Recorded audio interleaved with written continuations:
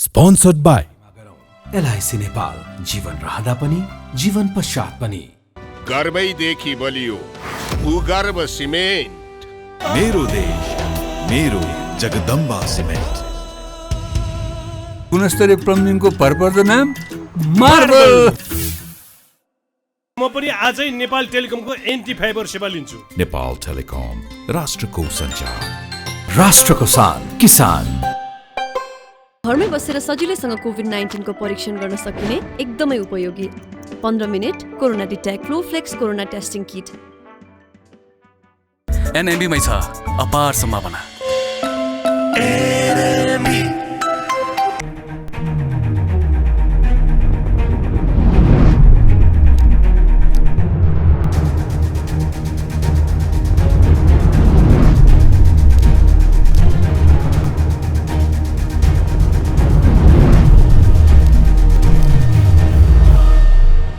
आजको जनता जान्न चञ्चन कार्यक्रममा हामी प्रधान न्यायाधीश चोलेन्द्र शमशेर जबरा विरुद्ध आएको महाभियोगको प्रस्ताव छलफल गर्न दलहरू तयार भएका छन् र महाभियोग सिफारिस समिति आज गठन भएको छ। यो समितिले के काम गर्छ त? अब के होला त? यो गठबन्धनको सरकारले साँच्चीकै निर्वाचन गराउन सक्छ त? अथवा कङ्ग्रेस एक्लै किन चुनावमा जान डराइरहेको छ? एमाले चुनावको कुरा गरिरहँदाखेरि किन अहिले आएर ब्याक भयो? किन अर्ली इलेक्सनको पक्षमा एमाले देखेन? माधवका नेपालले किन अर्ली इलेक्सनको कुरा गरिरहनु भएको छ? आज हामी गहिराइमा गएर खोतल्नेछौँ। हाम्रो बिचमा 3 जना नेता हुनुहुन्छ। एमालेका नेता पूर्व मन्त्री शेरबहादुर तामाङजी, तपाईँलाई स्वागत गर्न चाहन्छु कार्यक्रममा। र नेपाली कङ्ग्रेसको नेता र योजनाविद गोविन्द पोखरेलजी, तपाईँलाई पनि स्वागत गर्न चाहन्छु। जसपाको नेता प्रमोद शाहजी मन्त्री बन्नु भयो, तपाईँलाई पनि कार्यक्रममा स्वागत गर्न चाहन्छु। अब बताउनुहोस्, तपाईँहरू संसद अवरोध गर्नुहुन्छ अनि महाभियोगको प्रस्ताव पारित गर्ने सिफारिस समितिमा बस्नुहुन्छ, किन बस्नुहुन्छ भन्नु त? कारण के? आज खुलस्त पार्नुहोस्। म खुलस्त पार्छु। हामीले संसद अवरोध भनेको मूल जुन संसदको बैठकको अवरोधको कुरा हो। संसदका अरू समितिका बैठकहरूमा कहिले पनि हामीले अवरोध गरेका थिएनौँ र सबै समितिका बैठकहरूमा हामी सहभागी छौँ र संसदको गतिविधिमा सहभागी छौँ। त्यसमा तपाईँहरू संसदीय गतिविधिमा सहभागी? तर संसदको मूल गतिविधि जुन छ त्यसप्रतिको हाम्रो चाहिँ अब सभामुखले चेयर गर्ने बैठक, हामीले त्यो बैठकमा चाहिँ सहभागितामा हामीले केही आफ्ना प्रश्नहरू राखिराखेका हौँ र अरू समिति उपसमितिहरू जुन संसदीय अरू गतिविधि हुन्छन् ती गतिविधिमा हामीले कहिले अवरोध गरेका थिएनौँ। तपाईँलाई थाहा छ महाभियोगको प्रस्ताव कसले ल्यायो? सत्तारूढ गठबन्धन ल्यायो अनि तपाईँ त्यसको विपक्षमा हुनुहुन्थ्यो। अहिले आएर तपाईँहरू किन पक्षमा? होइन, त्यो चाहिँ प्रधानमन्त्रीले हटाउन तपाईँ तयार भएको होइन। त्यो जान्न चाहन्छन्। संसदको प्रक्रिया हो। त्यो प्रक्रियामा चाहिँ महाभियोग समिति एउटा गठन भएर त्यो महाभियोग सम्बन्धी त्यो प्रस्ताव जुन दर्ता भएको छ त्यो प्रस्ताव पनि जायज छ कि नाजायज छ, अब त्यसको कतिपय कुराहरू सबै छानबिन गर्न पाउँछ र त्यसले छानबिन गरेर प्रस्ताव तयार गर्छ। त्यस भएर त्यो प्रस्ताव समिति जस्तो हो र त्यो चाहिँ हाम्रो कानुनी व्यवस्था संवैधानिक व्यवस्थै भएको हुनाले त्यो व्यवस्था अनुसार गठन हुने भएको हुनाले हामीले त्यो चिजबाट पर सिफारिस समिति तपाईँहरू बस्दाखेरि अब भोलि महाभियोगको प्रस्ताव पारित गर्नु पर्यो भने के गर्नुहुन्छ? अब सिफारिस समिति हाम्रो मत चाहिँ सिफारिस समितिमा के हुन्छ अथवा त्यहाँनिर चाहिँ महाभियोग लगाउँदाखेरिको जुन चार्जहरू लगाइएको छ ती लगाइएका चार्जहरू कति प्रमाणित छ कति अप्रमाणित छ भनेर अध्ययन गर्ने ठाउँमा हामीले त्यो ठाउँबाटै बाहिर निस्किनुपर्छ भन्ने हामीले ठानेनौँ। त्यो अध्ययन चाहिँ गरौँ त। जति बुदाहरू चाहिँ सरकारको कार्यशैलीको विरोध गर्ने, अहिलेको अवस्थामा यो गठबन्धन ठिक छैन भन्ने, यो प्रतिगामी हो भनेर भन्ने, परमादेशबाट जारी भएको सरकार भनेर भन्ने, अहिले आएर फेरि प्रधानमन्त्रीलाई हटाउनको लागि बनेको महाभियोग सम्बन्धी छ नि सिफारिसमा समितिमा बस्ने क्या? यो त गलत भएन भने सोचिन्छ क्या? सरकारले डबल स्ट्यान्ड हुनुहुन्छ एमाले पार्टी, किन दोहोरो नीति? सरकारले दर्ता गरे होइन के महाभियोग चाहिँ सरकारले दर्ता गरे होइन, महाभियोग सांसदहरूको सङ्ख्याले दर्ता गरे हो। त्यो कांग्रेस माओवादी केन्द्र एकीकृत समाजवादी पार्टी मिलेर गरेको छ। ठिक छ, पार्टीहरू मिले होला नि, तर सरकारले सिधै सरकारले नेपाल सरकारले कार्यकारीले चाहिँ महाभियोग दर्ता गर्दैन। त्यसैले महाभियोग दर्ता चाहिँ मान्य सदस्यहरूले गर्छन्। गोविन्दजी, अब महाभियोगको प्रस्ताव त दर्ता भएको छ होइन, आज सिफारिस समिति पनि बनेको छ। तपाईँहरू प्रधानमन्त्रीलाई साँच्चीकै हटाउन चाहनुहुन्छ? अब यो संसदको मुद्दा भयो। सुन्नुहोस्, काङ्ग्रेस पार्टी अथवा नेकपा माओवादी समाजवादी सबैले मान्य सांसदजीहरूले सार्वभौम संसदमा प्रधान न्यायाधीश विरुद्ध चाहिँ महाभियोग दर्ता गर्नुभएको छ र यो संसदको बिजनेस भइसकेको छ। अब सांसदहरू सबैका जनताका प्रतिनिधि हुन् र संसद एउटा सार्वभौम संस्था हो। त्यो सार्वभौम संस्थाभित्र रहेर जनताका प्रतिनिधिहरूले गर्ने निर्णय हामीले मान्नुपर्ने हुन्छ। त्यस कारणले उहाँहरूलाई यो प्रक्रियामा सम्पन्न गर्न दिउँ। अब बाहिरबाट होइन, महाभियोगको प्रस्तावको पक्षमा छ तपाईँको पार्टी होइन, काङ्ग्रेस होइन, काङ्ग्रेसले नै यसमा लिड लिएको छ। त्यसमा हाम्रो कानुन मन्त्री तपाईँ यसको विपक्ष जान सक्नुहुन्छ? होइन, म अहिले विपक्षमा र पक्षमा जानुसित कुनै अर्थ छैन। अब मान्य सांसदजीहरू होइन, पार्टीको निर्देशन सांसदले मान्यो नि त। होइन, अहिले जस्तै पार्टी ठुलो कुरा हो नि त। होइन, अघि भन्नु आज जस्तै एउटा समिति भएको छ, उहाँहरूले त्यसको सबै चिज केलाउनु होला। त्यस कारणले अहिले मैले बाहिर बसेर यो महाभियोग पास हुनु पर्दैन भन्नुले धेरैको अर्थ राख्दैन। महाभियोगको विपक्ष जान सक्छ काङ्ग्रेस? अहिले त जाँदैन नि, किनभने काङ्ग्रेसको कानुन मन्त्रीले लगेर दर्ता गरेको छ। काङ्ग्रेसको महामन्त्रीजी नै त्यसको चाहिँ लिड गर्नुभएको छ। त्यस कारणले तर अहिले त्यो चाहिँ महाभियोग पास गर्नुपर्छ कि पर्दैन भन्ने कुरो संसदको विषय भएर गएको छ। होइन, अब यदि महाभियोग लगाउँदाखेरि ती चार्जहरू चाहिँ यदि जायज छन्, संसदले जायज गर्यो भने हामीले त संसदको निर्णय मान्नै पर्छ। प्रमोद शाहजी, अब तपाईँहरू प्रधानले हटाउन सक्नुहुन्छ? तपाईँ त सिफारिस समिति बस्नु भएको छ होइन? अहिले आएर महाभियोग सम्बन्धी सिफारिस समिति तपाईँ सदस्य भइरहँदाखेरि त्यसको आधार दिनुहोस्। अब तपाईँहरू प्रधान न्यायाधीशको बारेमा कसरी खोतल्नुहुन्छ, के गर्नुहुन्छ, जनतालाई बताउनुहोस्। अब यस्तो छ, यो सबभन्दा पहिला त यो समिति आज जुन बन्या छ त्यो समिति 4 वर्ष पहिल्यै बन्नुपर्ने हो। यो थाई समिति हो, तर दुर्भाग्य यो समिति अहिलेसम्म बनाउन चाहिँ सकेका थिएन। यो कहिले बन्यो त जब प्रधान न्यायाधीशमाथि महाभियोगको प्रस्ताव ल्याइयो, दर्ता गराइयो होइन।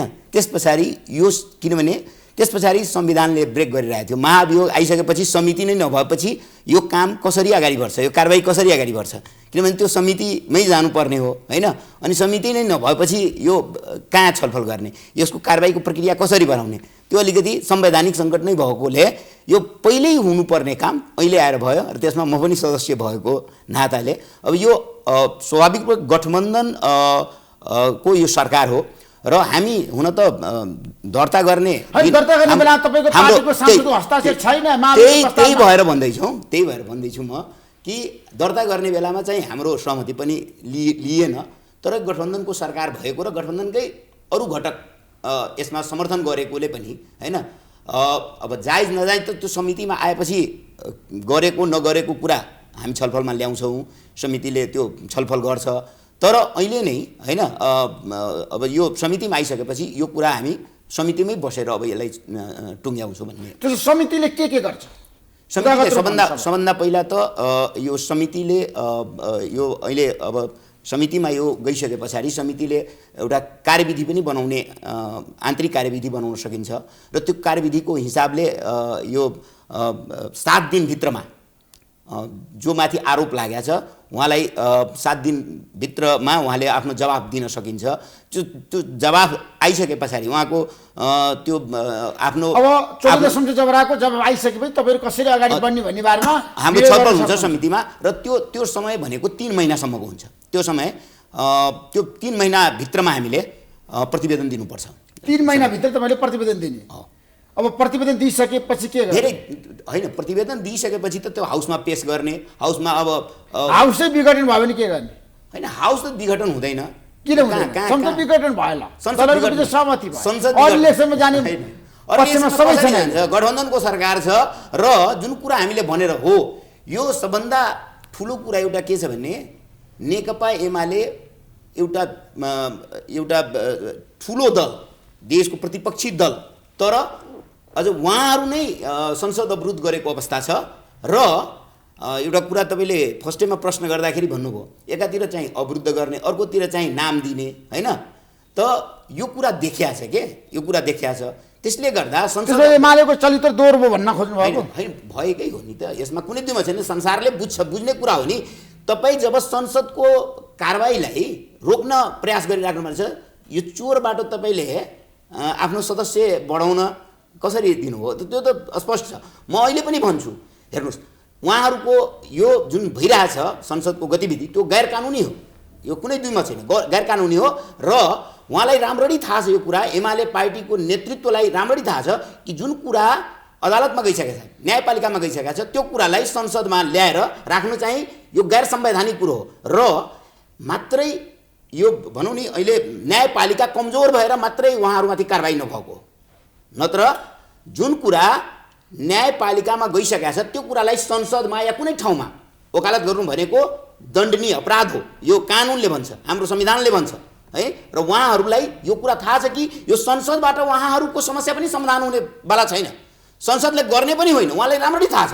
तर मैले संसद विघटन गरेको थिएँ गैर कानुनी रूपले, एकचोटि होइन दुईचोटि गरेको थिएँ, तर यो संसद यो न्यायपालिकाले यो पुनर्स्थापित गरिदियो, यसको विरोध गर्नुपर्छ र यसको विरोधमा लाग्नुपर्छ भनेर लागिराख्नु भएको छ। तर गैर कानुनी हो र यस्तो गैर कानुनी यो मैले भने न्यायपालिका कमजोर भएर कारबाही नउठेको, नत्र न्यायपालिकामा जुन कुरा बहस चलिरहेछ, जुन बहस छोड्नुहोस्, जुन कुरा पेन्डिङमा पनि राखेको छ भने त्यो कुरामा बहस गर्न पाइँदैन, त्यो कुरामा फेरि हाउसमा पनि गर्न पाइँदैन, यो संवैधानिक यो कुरा। त्यसो प्रधानमन्त्री चोलेन्द्र सुनजवारा विरुद्ध तपाईँको पार्टी पनि गयो, अब गठबन्धनलाई साथ दिने तयार भयो होइन? गठबन्धनमा उहाँ दोषी हो निर्दोषी हो त्यो कुरा त छलफल हुन बाँकी छ नि। संविधानको धारा 101 को भाग 2 ले कुनै सदस्य माथि यदि त्यसरी चाहिँ महाभियोग प्रस्ताव आयो भने त्यसलाई जुन आधार छ, कानुनी आधार जुन दिएको छ, यो काम गरेमा होइन, जसरी गैर संवैधानिक कुरा गरेमा आचरणको कुरा छ, अन्य धेरै कुराहरू छन् जुन गरेमा त्यो कारबाही अगाडि बढ्छ र निवेदन जान्छ, त्यो अनुसार कारबाही बढ्छ भनेपछि उहाँको नाउँमा अहिले निवेदन आएको छ, उहाँ दोषी त देखिया छैन नि। हो, जब हामी समितिमा राख्छौँ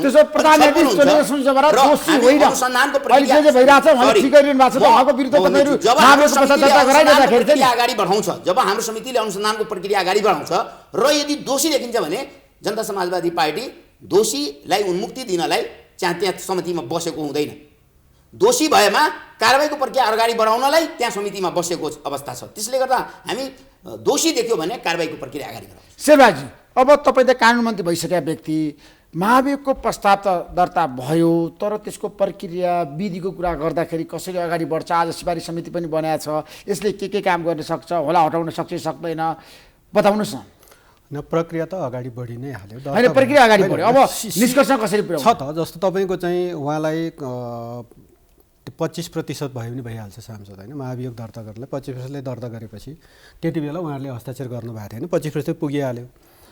तपाईँको चाहिँ त्यस पछाडि उहाँ निलम्बनमा परिहाल्नुहुन्छ, निलम्बनमा पर्नुभयो।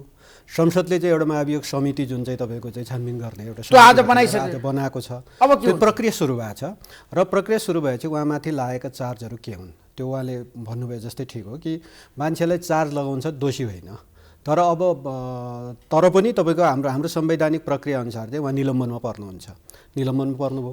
त्यस पछाडि अब छानबिनको क्रममा उहाँ दोषी देखियो भने ठिक छ, संसदले पास गर्ला, होइन गम्भीर अपराध गरेको त्यो आज जति चाहिँ चार्ज लगाएको छ त्यो चार्ज लगाएको अनुसार हेर्ने हो भने त उहाँलाई यो चाहिँ निलम्बन गरेर उसबाट हटाएर मात्रै हुँदैन। नेपालमा कानुन भएको छ भने यदि कानुन चाहिँ मृत्युदण्डसम्म दिनेको कानुन भए मृत्युदण्ड दिनुपर्ने खालको चाहिँ तपाईँको आरोप लगाएको देखिन्छ, आरोप त्यस्तो देखिन्छ, आरोप त्यस्तो देखिन्छ, पुष्टि भयो। तर तपाईँको चाहिँ अब के होला, पुष्टि त होला नहोला, अब छानबिनको क्रममा छ, छानबिन भइसके पछाडि तपाईँको चाहिँ यदि उहाँ दोषी देखियो भने संसदले पास गर्ला, होइन दोषी देखिएन भने संसदले पास गर्दैन, अनि उहाँ चाहिँ फेरि पुनः चाहिँ सर्वोच्चमा फर्किनुहुन्छ, काम गर्नुहुन्छ, संसदले पास नगर्नु साथ त यदि 4 महिनाभित्रमा पनि तपाईँहरूले चाहिँ उहाँलाई हटाउन सक्नु भएन भने उहाँ पुनः अदालत फर्काउन सक्नुहुन्छ? अब हटाउन सकेन भने अथवा संसद संसद तपाईँले भने जस्तो संसद बिचमा भङ्ग भयो, अर्को इलेक्सन भयो, अब त्यस पछाडि त्यसको चाहिँ अहिलेको संसदको बनोटले चाहिँ लगाएको छ महाभियोग, अर्को संसद गठन हुँदाखेरि त्यसले चाहिँ के गर्ने भन्ने कुराको कुनै क्लियरिफिकेसन कुनै संविधानमा स्पष्ट केही लेखेको त छैन, तर पनि तपाईँको चाहिँ त्यो सम्बन्धी कुनै प्रश्न त उठ्छ नै। त्यसैले अब संसदभित्र केही गतिविधिहरू भइरहेका पनि छन् र त्यो संसदमा भइरहेका गतिविधिलाई उहाँले भने जस्तो चोर बाटोबाट भने जस्तो संसदभित्र हुने सबै गतिविधि खुल्ला बाटोबाटै हुन्छ, कुनै चोर बाटो हुँदैन संसदभित्र, होइन। संसद चाहिँ एउटा न्यायपूर्ण ठाउँ हो, जनताको सार्वभौम थलो हो, त्यसले त्यो थलोमा हुने कुरा सबै खुल्ला हुन्छ, खुल्लास्त हुन्छ। हामीले संसद अवरोध गरिरहेछौँ, खुल्लै गरिरहेछौँ, होइन। हामीले भनिरहेका छौँ, मैले सुरुमै भने कि हामी संसदका अरू समितिहरूका गतिविधिहरूमा भाग लिइरहेका छौँ, त्यो पनि खुल्लास्तै कुरा हो नि। आज जुन समिति बन्यो, समिति बन्ने कुरा हाम्रो दृष्टिकोण के हो भन्ने कुरा त हामीले त्यहाँ राख्छौँ नि त। त्यसो भएको हुनाले अथवा त्यहाँ छानबिनको क्रममा हामीले पनि त छानबिन गर्छौँ, होइन समिति बन्छ समिति बन्दाखेरि चाहिँ समितिभित्र सदस्यहरू बस्छन् उनले छानबिन गर्छन् त्यसैले यसरी चाहिँ छानबिन गर्ने प्रक्रियामा अगाडि बढ्ने कुरालाई वास्तवमा अब कुनै बाटो अर्कै बाटो हो कि भन्ने ढङ्गले हामीले किन विश्लेषण गर्नु पर्यो र अझ उहाँले भन्नुभयो कि संसद चाहिँ दुई ठिक छ दुई पटक तपाईँ चाहिँ चर्को कुरा मैले त्यही भएर नगर्नुहोस् भन्छु क्या साथीहरूलाई कुनै बेला यस्तै तपाईँसँगै बहस गर्दा केही साथीहरू एकदम एमसिसीको बारेमा यस्तो चर्को भन्नुभयो मैले ती भने नबोल्नु अहिले यसरी चर्को नबोल्नुहोस् भोलि तपाईँ पास गर्नेसम्म उभिनु पर्ने हुन्छ भनेर चाहिँ मैले भनेको थिएँ भन्नु ठ्याक्कै त्यही भयो अनि फेरि अहिले उहाँले चाहिँ संसदको चाहिँ दुई पटक विघटन गरेको एकदम असंवैधानिक भन्नु हेर्दै जानु होला सम्भवतः यही संसद अहिले बिचैमै विघटन गरेर चुनावमा जानुपर्ने स्थिति आउन सक्छ त्यो तपाईँकै सरकारले निर्णय गर्नुपर्ने होला होइन सम्भावना त छ नि त होइन सम्भावना नभएको चिज त होइन त त्यति बेला के भन्ने त त्यसो भए त्यसो भएको हुनाले यस्ता कतिपय राजनीतिक कुरा हो के हो अनि आफ्नो कुरा अपर ह्यान्ड राख्नलाई गरिने व्याख्या हुन् क्या यी सबै कुरा त्यसमाले सबै कुरा के हो भने हामीले कानुनी हिसाबले संवैधानिक हिसाबले र गरिने कुराहरू राजनीतिक हिसाबले कतिपय राजनीतिक मुद्दा हुन्छ राजनीतिक हिसाबले फैसला हुन्छ कतिपय संवैधानिक कानुनी मुद्दाहरू हुन्छन् संवैधानिक कानुनी हिसाबले चाहिँ फैसला हुन्छ त्यसले यस्तो कुरालाई हामीले धेरै चाहिँ गिजोलेर धेरै चाहिँ तर्क राखेर के न म चाहिँ भन्ने ढङ्ग हिसाबले एकदम अप्पर ह्यान्ड हुँ भन्ने हिसाबले चाहिँ तर्क राख्नु जरुरी हुँदैन त्यसो गोविन्दजी अहिलेको अवस्था कङ्ग्रेस चुकै छ क्या कङ्ग्रेस चुकेको छ धेरै पटक चाहिँ गल्ती गर्यो सुन्नुहोस् जति बेला निकास दिनुपर्छ त्यति बेला काङ्ग्रेसले देशलाई निकास दिएको छैन तपाईले के गर्नु भएको छ होइन समस्या विशेष गरी नेपालको कम्युनिस्ट पार्टीहरूले जहिले पनि समस्या सिर्जना गर्नुहुन्छ अनि त्यसको समाधान गर्न चाहिँ 62-63 मा आन्दोलन भयो माओवादीहरू विध्वंसात्मक गतिविधिमा लागेका थिए विध्वंसात्मक आन्दोलन गरे 17,000 मान्छेको ज्यान गयो काङ्ग्रेसको नेतृत्वमा ल्याएर उहाँहरूलाई थन्काउनु पर्यो अब सबै झलनाथ खनाल बाबुराम भट्टराई केपी शर्मा ओली के अरे हाम्रो पुष्पकमल दाहाल सबै प्रधानमन्त्री बन्नुभयो संविधान बनेन आखिर संविधान बनाउनलाई काङ्ग्रेसले नै नेतृत्व लिएर संविधान बनाउनु पर्यो अहिले चाहिँ चौतारामा बसेको काङ्ग्रेसलाई 2/3 झन्डै 2/3 सरकार बनाएको 2/3 संसदमा बहुमत लिएर आएको चाहिँ पार्टीले आफ्नो घर भत्काएर चौतारामा बसेको काङ्ग्रेसलाई विपक्षमा भएर पनि तोडफोड नगरेर आनन्दसित बसेको काङ्ग्रेसलाई लौ न हजुर यो सरकार चलाइदिनु पर्यो भनेर जुन एक प्रकारको चाहिँ अनुरोध भयो अनि अहिलेको निकास दिन पनि काङ्ग्रेसै चाहियो फेरि अब आएर एमसिसीको हेर्नुहोस् एमसिसी यसरी चाहिँ यसलाई गिजोलियो है कहिले के भन्छ नेपालमा भयभरिका उच्च स्तरको नेतृत्व सबै कोही उपप्रधानमन्त्री थिए कोही परराष्ट्र मन्त्री थिए नारायण काजी श्रेष्ठ प्रधानमन्त्री के अरे परराष्ट्र मन्त्री हुनुहुन्थ्यो लगायत सबै संलग्न भएको चिजलाई यसरी गिजोलियो र हाम्रो अन्तर्राष्ट्रिय स्तरमा कूटनीति नै यति हल्का बनाइयो यसको समाधान दिन पनि फेरि काङ्ग्रेसकै नेतृत्व चाहियो त्यसकारणले काङ्ग्रेसले कहिले पनि आज हाम्रो महामन्त्रीजीले एउटा कार्यक्रममा भन्नुहुन्थ्यो हामी उत्तेजनाको राजनीति गर्दैनौँ कहिले राष्ट्रवादको नाममा उत्तेजना ल्याएको छ कहिले केको उसमा उत्तेजना ल्याएको छ उत्तेजनाको नाममा काङ्ग्रेसले कहिले राजनीति गरेन काङ्ग्रेस जहिले पनि चेतना बाँड्ने चेतनाको हिसाबले राजनीति काङ्ग्रेसले धेरै अवसर पाए मौका पाए तर देशमा केही गर्न सकेन 63 सालदेखि आजसम्म हेर्नु सबभन्दा धेरै काङ्ग्रेसले के गर्यो देशमा भन्नुस् न मलाई आज परिवर्तन कहाँ हैन सुन्नुस् गणतन्त्र मसँग प्रदेश पुगेर हिजो मसँग तथ्याङ्क छन् आज 2048 सालमा 13 अर्बको राजस्व त्यति बेलाको मूल्यमा भएको हैन समस्या त छन् मानसिक रोगीहरू यति छन् त्यहाँ यसो छ त्यो मानिस द्वन्द जुन देशमा चाहिँ यो विध्वंसात्मक द्वन्द्वमा लगियो मान्छेलाई एउटा उत्तेजना भरेर महिलाहरू यति छन् उनीहरूलाई छन् तपाईले आज सहयोग गर्न सक्नु भएको छैन त्यहाँ रोएर उनीहरू मागेर खाइरहेछन् हैन यसो छ तपाईले भन्छ हामी आर्थिक अवस्था सक्नु भएन हैन आर्थिक अवस्था हामीले भने अनुसारको हामीले चाहे अनुसारको सुधार हुन सकेन तपाईलाई एउटा मात्र तथ्याङ्क दिन्छु 2048 सालमा निजी क्षेत्रमा जागिर गर्ने मान्छे 5300 थिए 2049-50 को आर्थिक वर्षमा निजी क्षेत्रमा जागिर गर्ने मान्छे 89,351 वर्ष जनसङ्ख्या बढ्यो नि त मान्छे शिक्षित भए नि तर जब चाहिँ एउटा अरुण तेस्रो क्यान्सल गरिदिनु भयो उहाँहरूले चिठी लेखेर त्यसले पनि एउटा अन्तिम गएर लोड सेडिङको सुरु भयो माओवादीहरूले पटाका पड्काएर आन्दोलन सुरु गर्नुभयो मान्छे मार्नुभयो अनि उद्योग धन्दा सबै ठप्प भए अनि त्यसपछि अहिले वर्षको 40,000 पनि निजी क्षेत्रले जागिर दिन सकेको छैन यसरी माहौल बिगार्यौँ हामीले के गर्यौँ भने माओवादीले पनि हो काङ्ग्रेस सरकारमा आयो सुशासनमा केही कमजोरी भयो थियो होला तर जनतालाई यसरी होइन, उत्तेजित विकास हुन बनायो सकेन, भ्रष्टाचार होइन, बढिरहेको त्यो छ उत्तेजित देशमा। बनाएर देशको महँगी बढिरहेको छ। 10 वर्ष तपाईँहरू जता होइन, अस्त 10 व्यस्त पारिरहेको छ, वर्ष न्यायालय अस्त व्यस्त छ, विधानसभा काम हुन 10 सकेको वर्ष छैन। हामीले एउटा चाहिँ अन्तरिम संसद अस्तव्यस्त छ, सुचारू सङ्कटको हुन कालमा सकेको छैन। राखेपछि कङ्ग्रेसले 20 कुनै वर्ष पनि एउटा क्षेत्र चाहिँ आज हजुर राम्रोसँग सुचारू गर्न सक्यो भने होइन 20 वर्षमा अहिले हेर्नुहोस् न हाइड्रो पावरकै कुरा गर्नुहोस् अहिले हाइड्रो पावरमा गोरो छाला देख्नुहुन्छ तपाईँले भोटे कोसी र खिम्ती विदेशीहरूलाई दिँदाखेरि नेपालकै कम्युनिस्टहरूले नारा लगाएको डलरमा पिपिए गरे भनेर तर आज तिनैबाट सिकेका इन्जिनियर चार्टर्ड एकाउन्टेन्ट व्यवस्थापक लयर सबै नेपालका हाइड्रो पावरमा नेपालीहरू मिलेर बनाएका छन् किनभने हामीलाई पृथ्वीनारायण शाहले नै के सिकाएको थियो भने देखा सिकी गर्नु देखा सेकी नगर्नु त्यस कारणले हामीले प्रविधि व्यवस्थापकीय ज्ञान यही रामशरण महत्त्व नारा जुलुस लगाएन नि विश्व ब्याङ्कका ल्याएर कन्सल्ट्यान्ट ल्यायो नेपाल ब्याङ्क चाहिँ बेच्यो भनेर आज नेपाल ब्याङ्क लिमिटेड कृषि विकास ब्याङ्क लिमिटेड हेर्नुहोस् त प्राइभेट सेक्टरसित कम्पिटिसन गरेका छन् तपाईँलाई त्यस कारण नेपाली काङ्ग्रेस जति पनि उत्तेजना नजगाइकन जनतालाई उत्तेजनामा नल्याइकन खोक्रो राष्ट्रवाद नक्कली राष्ट्रवाद नभजाइकन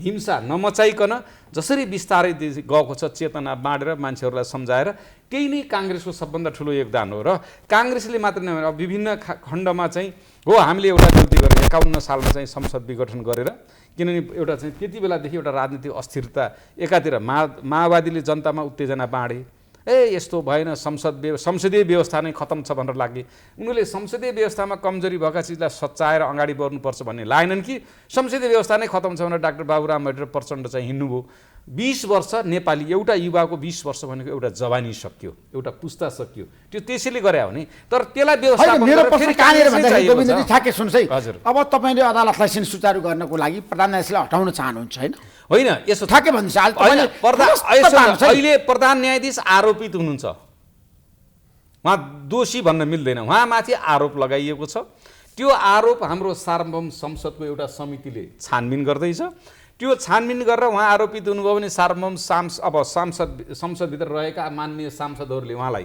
सजाय दिनुहुन्छ जनताले त्यसलाई स्वीकार गर्छन् किनभने उहाँहरू हाम्रो जनताको प्रतिनिधि हुनुहुन्छ उहाँहरूले छानबिन गरेर त्यो ठिक रहन्छ उहाँ चाहिँ निर्दोष हुनुहुन्छ भने उहाँ चाहिँ निर्दोष हुनुहुन्छ त्यो प्रक्रियामा गरो हजुर अब तपाईँले प्रक्रिया सुरु गर्नको लागि भोलिबाटै बैठक बस्नुहुन्छ समितिको होइन यो भोलिबाट त बस्ने कुरा छैन पहिला त हाउसमा बहस हुनु पर्यो नि त होइन त्यो छलफल जब सुरु हुन्छ त्यसमा अब हाउसमा बहस सुरु हुँदाखेरि एमाले अवरोध गर्दैन नगर्नु महानुक समितिमा बसेको छ एमाले नगर्नुपर्ने हो किनभने अब त नैतिकताले पनि यो भन्दैन नि अवरोध गर्ने नैतिकताले त्यसो अब संसद अब किनभने अब त्यही विषयमा जुन समितिमा जानुभयो त्यही विषयमा छलफल भयो भने त्यसको पनि कसरी विरोध गर्ने त्यो त गर्नै मिल्दैन नि होइन त्यो त एमाले सोच्नुपर्ने हो नि या त त्यो समितिमा नबस्दा हुन्थ्यो होइन बसिसकेपछि मिलेन नि नैतिकताले पनि दिँदैन नि त्यो कुरा होइन जुन कुरामा हामी बस्यौँ त्यसैको फेरि छलफल भइरहेछ त्यसको विरोध गर्ने त्यो त मिल्दैन 1 महिना लाग्छ तपाईँहरूलाई यो टुङ्ग्याउनको लागि निष्कर्षण पुर्याउनको लागि होइन कानुनी सिफारिस समितिले चाहिँ काम गर्ला नि त कानुनी मान्यता नै कानुनी संविधान तहत नै जो दिएको अधिकार हो 3 महिना छ तर तपाईँले चाहिँ छिटोभन्दा छिटो काम गरेर निष्कर्षण पुर्याउनु भन्दा राम्रो हुन्छ नि त निकास चाहिएको छ हो छिटोभन्दा छिटो यदि भयो भने सबैभन्दा राम्रो होइन नत्र बढीभन्दा बढी टाइम 3 महिना हो 3 महिना पश्चात पनि संसदमा 3 महिनाभित्रमा यदि पेश भयो भने मानिलिनुहोस् 3 महिनामा पेश भयो भने फेरि कुनै संसदले प्रश्न उठाइदियो भने या संशोधन राखिदियो भने त्यो 7 दिनको लागि फेरि पुनः समितिमा फिर्ता हुन सक्छ त्यो पनि समय दिएको छ संवैधानिक त्यो राइट हो 7 दिन फेरि पुनः गएर फेरि 7 दिनभित्रमा त्यो पेश गर्नुपर्ने हुन्छ त्यो समस्या जटिल रहेछ त्यसमा तपाईँलाई पनि निष्कर्षण पुर्याउनलाई गाह्रो रहेछ हम्मे छ मुस्किल छ सकस छ होइन यस्तो छ म त भन्छु एमालेका साथीहरूलाई आग्रहपूर्वक भन्दैछु उहाँलाई वास्तवमा भन्यो भने न्यायपालिकामा गएको कुरालाई लिएर त्यहाँ अवरोध नगरेर जनताको आम पब्लिकको जुन कुरा अहिले हेर्नु जनताको सरकारको विषयहरू आज थिचिएर दबिएर आज नागरिकता कस्तो ठुलो समस्या हो आज पनि हाइवे जाम भएको थियो उहाँहरूले बडा मलाई त यो कुरा मैले आज सभामुख कहाँ पनि राखेँ गृहमन्त्री पनि हुनु होइसिन्थ्यो उहाँ समक्ष पनि राखेँ मैले लगातार मैले 4 चोटिको कार्यव्यवस्था परामर्श समितिको बैठकमा यो कुरा राखिरहेको छु किनभने सबभन्दा पहिला यो हामी जतिखेर जितेर आयो त्यतिखेर दर्ता भएको यो नागरिकता विधेयक अहिलेसम्म राखि नै राखेको छ। सबभन्दा बढी छलफल भएको र अहिले पनि त्यो कार्यसूचीमा नागरिकता विधेयक त अदालतले छेकिरहेको छ त। अदालतले त भनेको छ त्यो तुरुन्तै पास गरेर देऊ। कहाँ अदालतले छेकिरहेको छ? कहाँ अदालत भइरहेको छ त? होइन, उल्टो कुरा भयो। यो त अदालतले के भनेको छ भने यो त्यसरी अध्यादेशबाट ल्याएर नागरिकता दिने होइन। अनि अध्यादेशबाट किन ल्याउनु पर्छ हो? हामी त भन्छौँ प्रधानमन्त्री हुँदाखेरि नागरिकता विधेयक अध्यादेशबाट आएको होइन भने त्यो कुरा तपाईँले किन स्वीकार? भगवान्, अहिले विधेयक अहिले पेश भएको छ नि, दर्ता भएको छ। त्यो विधेयकलाई कार्यसूचीमा ल्याएर ऐन बनाउनु, हामीले कानुन बनाइदिनु पर्ने हो नि। कानुन, सङ्घीय कानुन नबनेसम्म त्यो दिँदैन नि।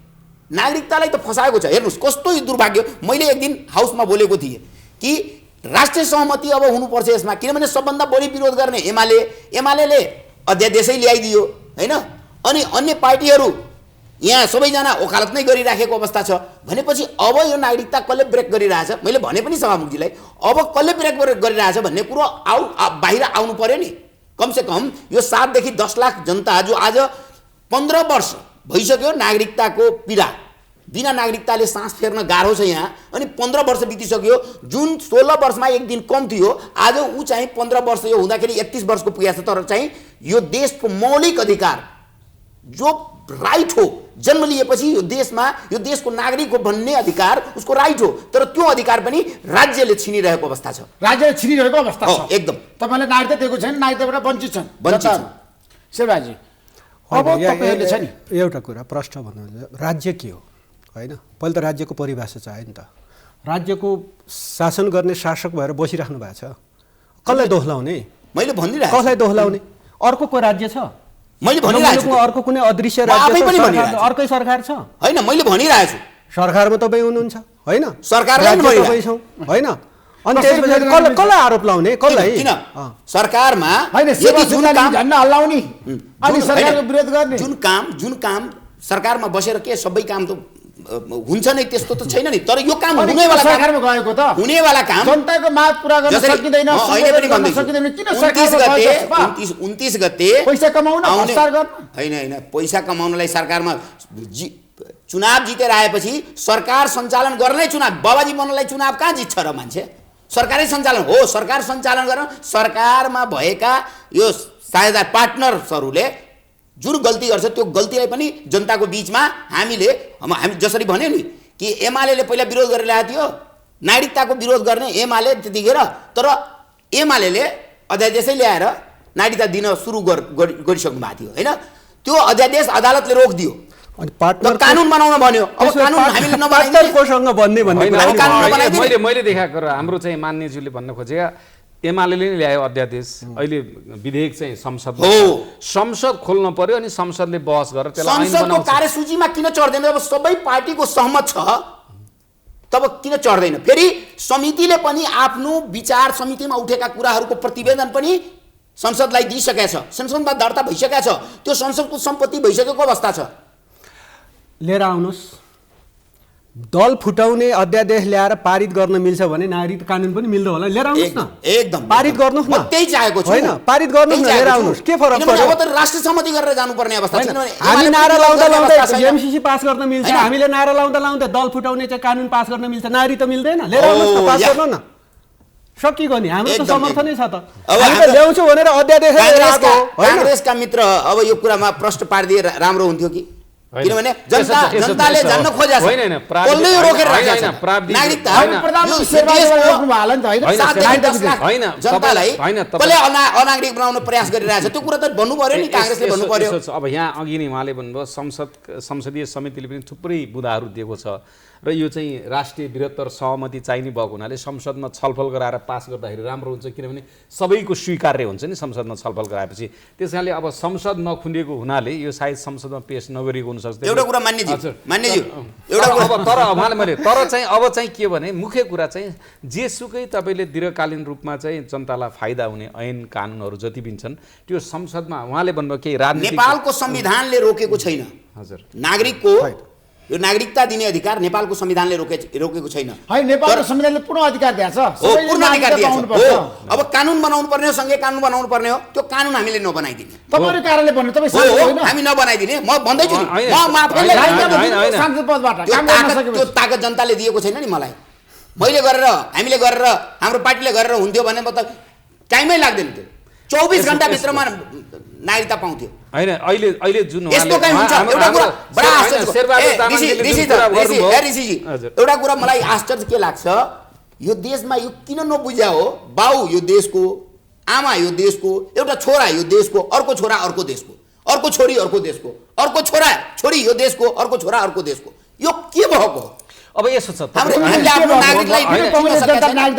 होइन, कांग्रेसले चाहन्छ, कांग्रेसलाई नेपालको कम्युनिस्टहरूले कांग्रेसलाई नागरिकता बेच्यो, भारतका मान्छे ल्याएर नेपाली बनायो भने अब त्यो भन्ने पनि बाटो छैन नि। नेपालले कति अब त त्यो भन्ने पनि बाटो छैन। अध्यादेश ल्याएर जसले नागरिकता दिन खोजेको थियो, हैन, कांग्रेसलाई त यो आरोप त हाम्रो इतिहासदेखि नै लाग्ने आछ। तर हामी के चाहन्छौँ भने यो देशमा आएर यो देशलाई माया गर्ने, यो देशमा जन्मेको अथवा यो देशको मान्छेसँग चाहे महिला होस् अथवा पुरुष विवाह भएर यो देशलाई मेरो देश यही हो भनेर आउने मान्छेलाई नागरिकता दिनुपर्छ। हाम्रा संविधानको धारा 10(2) ले के भन्छ भने यो देशको कुनै पनि नागरिकलाई गैर नागरिक बनाएर बस्न सक्ने अवस्था चाहिँ छैन भन्ने कुरो संविधानले गरेको छ।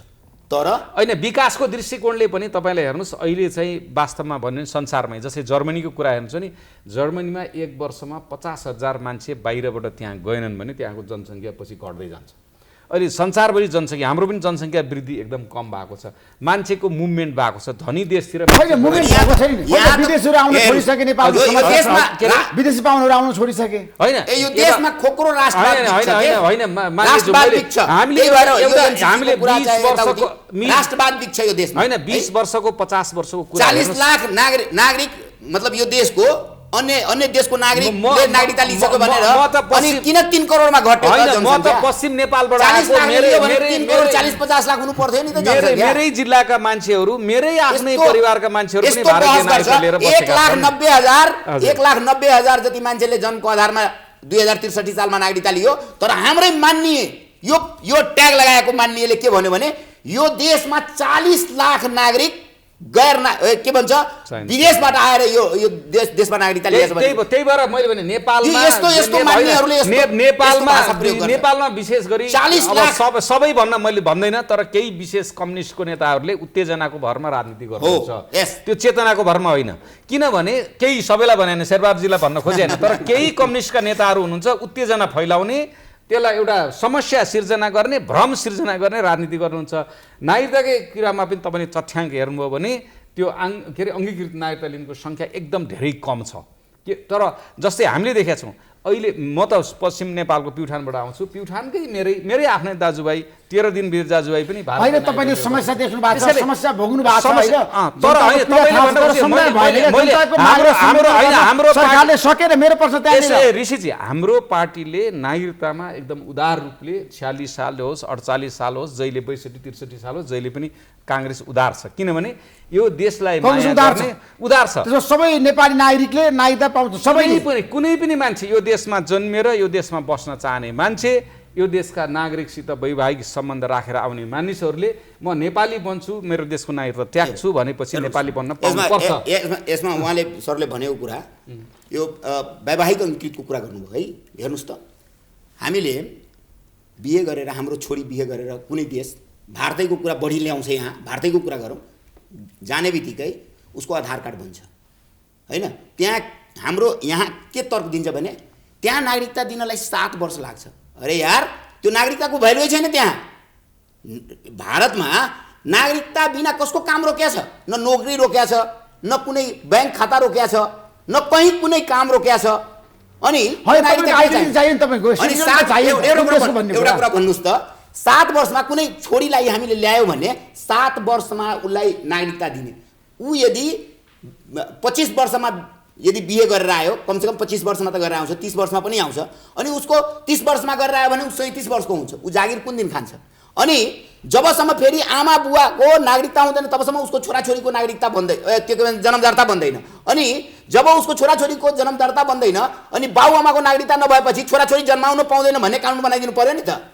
हेर्नुहोस् यो त कस्तो होइन मान्य पर्व माझीले भनेको के छ भने यसमा व्यावहारिक जस्तै उहाँले भन्नुभयो कोही डक्टर इन्जिनियर भएर आयो बिहे गरेर आएपछि उसलाई चाहिँ जागिर खानको या ब्याचलरै गरेर आयो अनि 7 वर्ष चाहिँ पर्खेर बसाउने अनि 7 वर्ष पछाडि उसको राष्ट्रियता कहाँबाट भित्रबाट कहाँबाट आइहाल्छ यसको कुरा के अनि छ बिहे गरेर आएपछि उसको राष्ट्रियता खतम हुन्छ तपाईँले के बताउनुहोस् भने अहिलेको अवस्था ठ्याक्कै क्या अब नागरिकताको बारेमा पनि समस्या समाधान हुन सकेको छैन संसदमा धेरै विधेयकहरू छ अब त्यो विधेयकलाई टुङ्गोमा पुर्याउनु छ किनभने यो अधिवेशन अन्त्यको समय आइसक्यो कर्मचारी पास गर्नुपर्ने हो समस्याको कुरा बढी पास गर्नुपर्ने हो अब तपाईहरु चाहिँ नि हामी समस्याको समाधानको कुरा गर्दैनौँ समस्याको कुरा बढी गर्छौँ समस्या मात्र देखाएर यस्तो भाषण लाउँछौँ हामी होइन त्यसैले समाधान चाह्यो समाधान हो भने नेकपा एमाले नागरिकता विधेयक चाहिँ संसदमा अड्केरै बस्यो तर संसद नचलेको बेलामा नागरिकता विधेयक त लिएर आउँ भनेर हामीले अध्यादेश मार्फत भए पनि ल्याएर नागरिकता दिने प्रक्रिया सुरु गरेकै हौँ अब त्यो कुरा अदालतले चाहिँ अब के कारणले हो अदालतले चाहिँ अब फैसला गलत गरिदियो के कारणले अब हामीलाई कानुन बनाएर दिनु अब त्यसपछि कानुन बनाएर दिने कुरामा ठिक छ नि त संसदको समितिमा छ अब समितिले पठाइसक्यो हजुरको प्रतिवेदन सहित पठाइसकेको अवस्था छ अस्ति नै पनि यो हाम्रो हाउसको सम्पत्ति भइसकेको अवस्था छ सदनको सम्पत्ति भइसकेको अवस्था छ सदनमा दर्ता भएपछि सदनको सम्पत्ति त हाउसको त भइ नै हाल्यो त्यो समितिले पनि छलफल गरेर प्रक्रिया अगाडि बढाइसक्यो हैन तीनै जनाले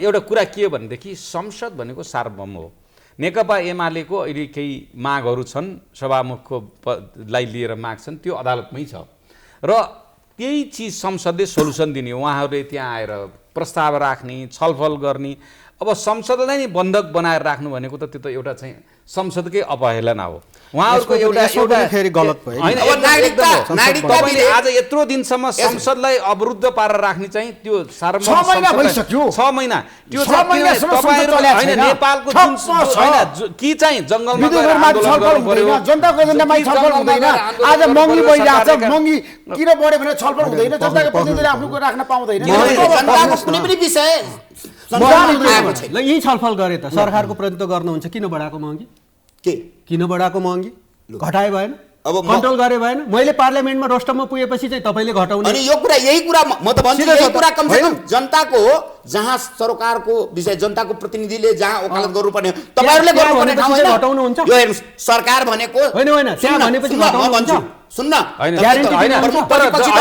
दुईटा कुरा हेर्नुस् के ऋषिजी नेकपा एमालेले 5 वर्ष आएको संसदलाई विघटन गरेको अवधि बाहेक आज 6 महिना बन्धक राख्नु भनेको त्यो अपराध हो संसदीय अपराध हो किनभने जनतालाई भोट मागेर म संसदमा जान्छु तिम्रो लागि राम्रो कानुन बनाउँछु तिम्रो लागि राम्रो नियम ल्याउँछु भनेर आएको सांसदले त्यही संसद बन्धक राख्नु भनेको त एकदम अनैतिक हो त्यो ठीक छ शब्द तपाईले बन्धकको प्रयोग गर्नुभयो बन्धक र अपराध बन्धक भएकै बेलामा एमसीसी कसरी पास हुन्छ हैन त्यो त बन्धक भएको हैन तपाईले बन्धक शब्द बन्धक हैन बन्धक चाहिँ एमसीसी कसरी पास हुन्छ ओ एमसीसी तपाईहरुले पास गर्न दिनुभयो तर अरु विषय छलफल हुन दिनु भएन अब हजुर तपाईहरु एमसीसी मा त दोहोरो नाटक गर्नु मलाई पिटे जस्तो गर्दै एमसीसी को बारेमा सबभन्दा क्रान्तिकारी एमसीसी पास गर्नुपर्छ भनेर सबैभन्दा क्रान्तिकारी भाषण गर्ने उहाँको अध्यक्ष नै हो है जो पढेकै छैन यो एमसीसी त्यसले विरोध गर्छ भन्ने कुरा गर्नु अर्कोतिर नजाऊ न त्यो संसद बन्धकको विषयमा लिएर मैले छलफल गरेँ संसद बन्धक भयो हैन संसद बन्धक छ बन्धक भएको संसदबाट किन पास हुन्छ मैले बोल्दाखेरि मैले अस्ति भनेको कि वास्तवमा नेकपाको साथीलाई मानव अधिकारको पनि हनन भएको छ यत्रो बेर 7 घण्टा मेरो स्पीच सुन्नु त्यो दिनको 7 घण्टा उभ्याएर बहस गराउनु राम्रो कुरो होइन भनेर मैले विरोध गरे हो है जो कुरो ठीक छ त्यसको म त विरोध गर्छु नि त सरकारमा भएर पनि जुन कुरा मलाई राम्रो लागेन त्यो कुराको त मैले गएर स्टेजमै गएर विरोध गरेँ तर लोजिकली संसदीय इतिहासमा लोजिकली के हो भने संसद भनेको यस्तै समस्याहरूको बहस गर्ने थलो हो हामीले शेरबहादुरजीलाई प्रमोदजीलाई संसदमा किन पठाएको भने उहाँहरूले यो देशको लागि समुन्नतिको लागि यो देशले भोगेका समस्याहरू चाहिँ समाधान गर्नको लागि नीति नियम कानुनहरू ल्याउनुहुन्छ बनाउनुहुन्छ छलफल गर्नुहुन्छ र जनताको प्रतिनिधि गरेर जानु भन्नुभएको संसदलाई आज दिनौँ चाहिँ संसद खोल्यो रोस्टमको अगाडि गएर नारा लाउनलाई पठाएको होइन त्यो नारा लाउनलाई हेर्नुहोस् राजनीतिक दलको तीनटा होइन, ठाउँ हुन्छ तपाईँले छ नि, एउटा बस्ती हुन्छ भत्ता एउटा सडक खानी, हुन्छ, एउटा सेवा संसद सुविधा हुन्छ। लिने अनि नारा संसद लाउनलाई चाहिँ बस्ती र अवरोध सडक गरिरहने, जति नाराबाजी गरिरहने त्यही काम हो एमाले। होइन, हामीले भन्यौँ नि, मैले सुरुमै त्यसैले भनेको संसदका अरू गतिविधिहरू, समितिहरूका गतिविधिहरू, अब यो महाभियोग सम्बन्धी प्रस्तावहरू, हामी संसदको गतिविधिबाटै टाढा एकदम पर भागेका छैनौँ, संसदभित्रै छौँ। संसदका सबै गतिविधिमा। तर यद्यपि तपाईँको मूल प्रश्न के हो भने एउटा कुरा म भनौँ शेरबहादुरजीलाई, ल ठिक छ, संसदको गतिविधि हजुरलाई जानकारी छ यो कुरा, तर के संसदको गतिविधि तपाईँले यो जुन घेराबन्दी गरेर जुन गर्न खोज्नु भएको छ त्यो के संसदले दिन सक्छ तपाईँको त्यो सल्युसन त्यो सल्युसन संसदले दिन सक्छ? त्यो त अदालतको कुरा भइसक्यो। यो त कस्तो भयो भने टाउको फुट्या छ अनि खुट्टामा इलाज गरिरहेछु त्यस्तो भएको छ क्या तपाईँहरूको। इगो भयो, त्यो इगो भयो, राजनीतिक इगोमा चल्दैन वास्तवमा। तपाईँको चाहिँ अब सोल्युसन दिनको लागि हामीले छलफल गरौँ, त्यसबाट निष्कर्ष निकालौँ, हामी छलफलमै थियौँ त। तर छलफलबाट साथीहरू छलफलको निष्कर्षमा आउनुहुन्न, जबरजस्ती होइन, निष्कर्ष तपाईँहरू जान चाहनुहुन्न। अनि त्यस पछाडि हिमालय चाहिँ चाहिँ तपाईँको केपी चाहिँ शर्मा ओलीले कतिपय वार्ता भइरहेछ। आफूलाई चाहिने कार्यसभा परामर्श समितिको बैठकमा बारम्बार बोलाएको अवस्था छ। अवरुद्ध बन्नुहुन्छ, बन्धक बन्नुहुन्छ, अनि आफूलाई चाहिने चिज खुरुखुरु पास गर्नुहुन्छ। त्यो पास गर्न मिल्छ भने नागरिकता विधेयक पनि ल्याउनुहोस्, पास गर्नुहोस्, अरू विधेयक के पास गर्नुहोस्, महँगी बढेको छ भने घटाइदिनुहोस्, के फरक पर्यो त? होइन, कुनै चिज तपाईँलाई चाहिँ अर्जेन्ट कुरा त्यसरी पेलेर पास गर्यो होला सरकारले, होइन? तर समग्र रूपमा संसदको के हो त? हामीले चाहिँ सैद्धान्तिक रूपले संसदको रोल के हो त? संसदको रोल भने म जनताबाट निर्वाचित भएर जाने, तलब भत्ता पनि खाने, अनि संसद 6 महिना बन्द गराउन पाइन्छ त? सेवा सुविधा ल्याएको छ, हाजिर गरेको छ, पैसा बुझेको छ, जनताका प्रतिनिधिहरू मस्त छन्, जनताहरूको अनि 5 वर्ष एजेन्डाको बारेमा संसदमा छलफल हुँदैन। निर्वाचित भएर 6 महिना त उहाँले केही संसदमा गर्नै सकेन, केही बोल्नै सकेन, जनताको कुरा ल्याउनै सकेन। होइन, यसैले मैले भनेको ओके ठिक छ, ल संसद बोल्न पाएन, बोलेन, अनि किन बढाएको? महँगी किन बढाएको? जनताको कुरा जनताले बोल्नुपर्ने कुरा नबोल्ने गरी काम गरिदेऊ न सरकारले, सकिएको नि। सरकार जिन्दाबादै भन्दा होला नि त जनताले। अनि त्यसपछि संसद रोस्टरमा उभिएर शेरबहादुर तामाङले केही बोल्यो भने चाहिँ तपाईँले घटाइदिने ग्यारेन्टी गर्नुहोस् त। ल पेट्रोलियम पदार्थमा बढेको मूल्य म घटाउँछु, त्यहाँ चाहिँ संसदमा बोल्यो भने भन्नुहोस् त। जानकारी छ, अन्तर्राष्ट्रिय जगतमा नै पेट्रोल पदार्थको मूल्य वृद्धि भएको छ र त्यही भएर यसको मापदण्ड नै नेकपा एमालेकै सरकारमा मापदण्ड बनाएको छ। त्यो मापदण्ड अनुसार यो रेट बढ्ने र घट्ने। संसद खुल्यो भने बोल्ने कुरा चाहिँ के बाँकी छ? ठिक छ, त्यही कुरा बोलाउनु नि तपाईहरु। महँगीमा हजुरले बोल्नु पर्यो नि त, बहस गर्नु पर्यो नि। अन्तर्राष्ट्रिय रहेछ नि त त्यो, घटाउन ल्याउने रहेछ नि। होइन अन्तर्राष्ट्रिय रहेछ नि त त्यो, त्यही कुरा जानु पर्यो नि शेरबहादुरजी। यसो स्पेसिफिक कुरामा भन्दा पनि संसद केका लागि हो कि संसदीय व्यवस्था मान्दैन भन्नु पर्यो। संसद केका लागि? अहिले हरेक एउटा स्वतन्त्र नागरिकले हेरेको छ, संसदमा दिनु गयो बन्द, नारा जुलुस गरेको छ। के मैले नेकपा, कोही मान्छेले नेकपा एमालेलाई भोट हालेको अथवा मैले हालेँ अथवा उहाँले नेकपा एमालेलाई जितेर पठाएको त्यसैको लागि हो त? होइन नि। त्यहाँ त अहिले प्रतिपक्षमा छ, त्यहाँ संसदमा बहस गर्ने, सरकारले ल्याएका कानुन नियम ऐन विधेयक छन्, त्यसमा संशोधन प्रस्ताव राख्ने, कुनैमा पास गर्न सहयोग गर्ने, कुनैमा आफ्नो मत जाहेर गर्ने हो नि त।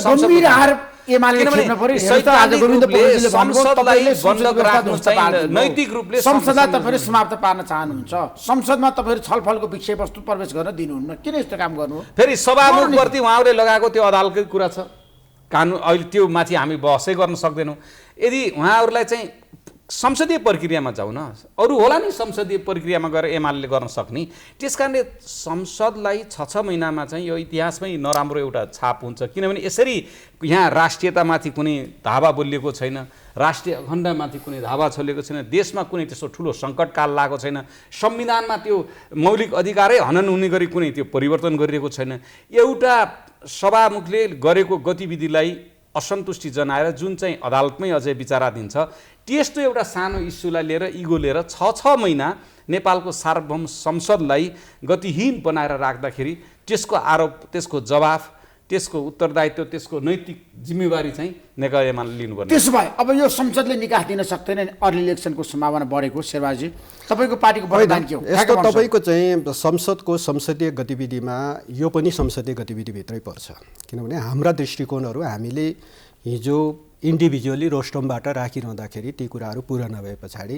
हामीले फ्लोरबाट हाम्रो कुरा राखेका हौँ, फ्लोरबाट सामूहिक रूपमा राख्दैछौँ र सामूहिक रूपमा राख्दाखेरि त्यसको सुनवाई नभएपछि अब ठिक छ विधेयकहरू रोक्यो अथवा त्यो धेरै विधेयकहरू रोक्यो विधेयकहरू रोक्यो भन्नुभयो होइन, लिएर आऊ विधेयकहरू के ल्याउनुपर्छ लिएर आऊ न त, त्यसो भयो होइन संसदभित्र लिएर आऊ विधेयकहरू होइन विधेयकहरू हामी त लक्षण खोल्न तयार छौँ नि त, हाम्रा कतिपय चिजहरू सम्बोधन लक्षण खोल्न तयार छौँ नि त, तर हाम्रा मागहरू हाम्रा चिजहरू सम्बोधन हुनु पर्यो नि त, हाम्रा चिजहरू सम्बोधन नभइकन अनि त्यसपछि लिएर आयो भयो नि त, सबै विधेयक लिएर आयो भयो, पारित गरेर लगे भयो होइन, ठिक छ नि त, होइन होइन हामीले अवरोध गरेको कारणले अपजस के बोक्नु पर्छ हामी बोक्नु तयार छौँ नि, आज संसद अवरोध गरेको कारणले जनताले नेकपा एमालेलाई रुचाउँदैन भने त्यो पनि स्वीकार्न तयार छौँ नि त। तपाईहरुले निर्वाचन गरेर आएर मान्य सांसद भएर लोगो लागेको औचित्य के भयो त? तपाईहरुले संसदमा बहसमा भाग लिनुहुन्न, जनताको पक्षमा अथवा जनताको स्वार्थको लागि तपाईहरुले सरकारले ल्याएका नियम कानुन सबै सरासर पास गर्न दिनुहुन्छ भने तपाईहरुको औचित्य संसदमा के त? हामीले योभन्दा अगाडि जस्तो अहिले जुन बीचको चाहिँ संसद 6 महिना भन्नुभयो, करिब 4 महिना सूचना दिँदै 6 महिना भयो, करिब 4 महिना चाहिँ सूचना दिँदै सारेको छ क्या सरकारले, बिजनेस दिन नसकेर सूचना दिँदै सारेको छ सरकारले, बिजनेस दिन सकेर सभामुखले सूचना दिनुभयो हाम्रो मोबाइलमा आउँछ। अब सुन्नुहोस्, अब के हो भने त्यो संसदको आजको गतिविधिमा नेकपा एमाले पूर्णतः होस् हवासपूर्ण तरिकाले हामीले बुझेका छौँ यो हाम्रो गतिविधिले के अपजस बेहोर्नुपर्छ, के क्षति बेहोर्नुपर्छ हामी तयार छौँ नि त, हामी तयार छौँ। तपाईले व्याख्या गरेर वा नगरेर होइन सिस्टम त ठिक छ त, सिस्टम त ठिक छ त, तपाईँ चलिरहेको छ पार्लियामेन्ट्री सिस्टममा हामी छौँ, पार्लियामेन्ट्री सिस्टम कहाँनिर चाहिँ अवरोध हुन्छ, कसरी पाउनु हुन्छ, कसरी पाउनु हुन्छ, जनताले मतदान गर्छ, जनताले जनप्रतिनिधिहरू निर्वाचित गर्छन् आउँछन् र यो अहिलेको बनोट संसदको बनोटले काम गर्न सक्दैन। अनि यसो छ मैले देखेको, त्यसो भए तपाईहरु मान्य सांसद भएर बस्नुको औचित्य के भयो त? भन्नुस् अब